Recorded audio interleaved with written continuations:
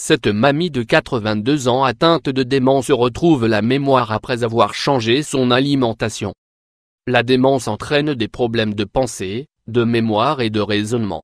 Cela se produit lorsque les parties du cerveau utilisées pour l'apprentissage, la prise de décision et le langage sont endommagées.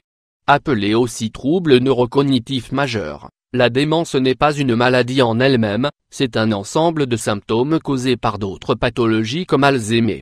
Voici l'histoire de Sylvia, une femme de 82 ans atteinte de démence qui a miraculeusement retrouvé sa mémoire après avoir changé son régime alimentaire avec l'aide de son fils.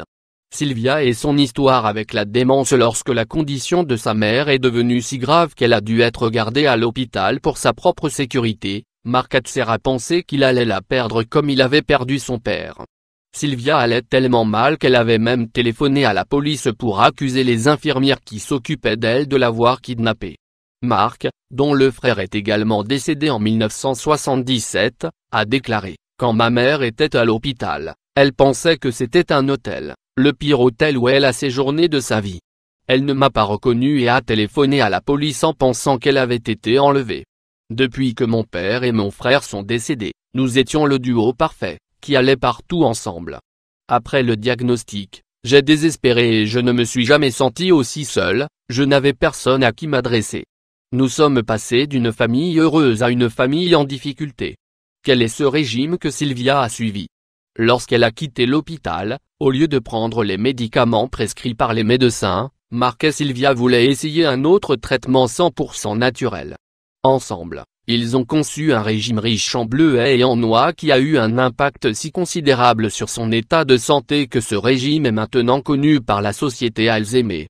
Parmi les autres aliments qu'elle a incorporés à son régime, nous citons brocoli, chou vert frisé, épinards, graines de tournesol, thé vert, avoine, patates douces, et le chocolat noir à forte teneur de cacao en guise de friandise.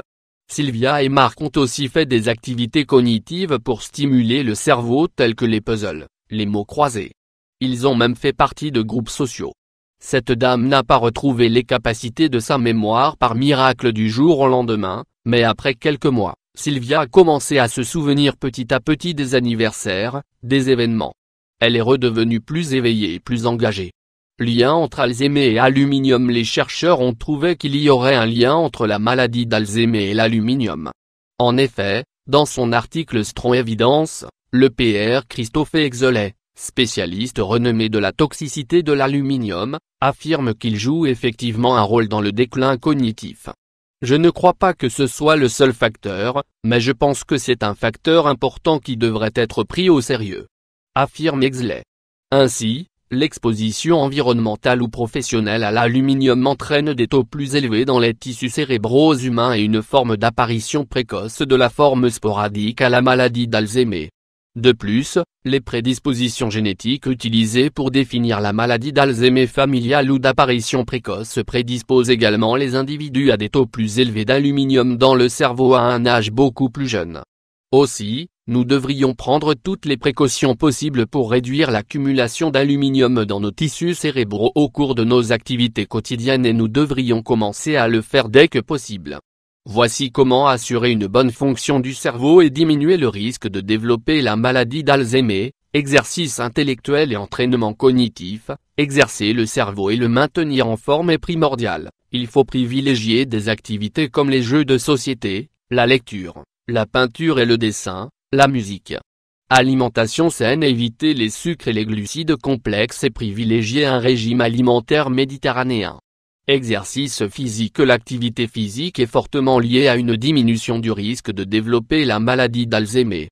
Zéro stress. Pratiquer des exercices de respiration, de la méditation, ou du yoga pour réduire le taux de cortisol dans le sang. Sommeil suffisant. Le manque de sommeil ralentit le cerveau. Une bonne nuit de sommeil lui permet de se purifier, le protège et lui assure un fonctionnement optimal. Engagement social. Rester actif et impliqué présente de nombreux avantages pour les personnes âgées. Cela leur permet de maintenir leur capacité cognitive, en favorisant leur indépendance et leur sentiment d'appartenance, et en réduisant leur isolement face à des périodes difficiles.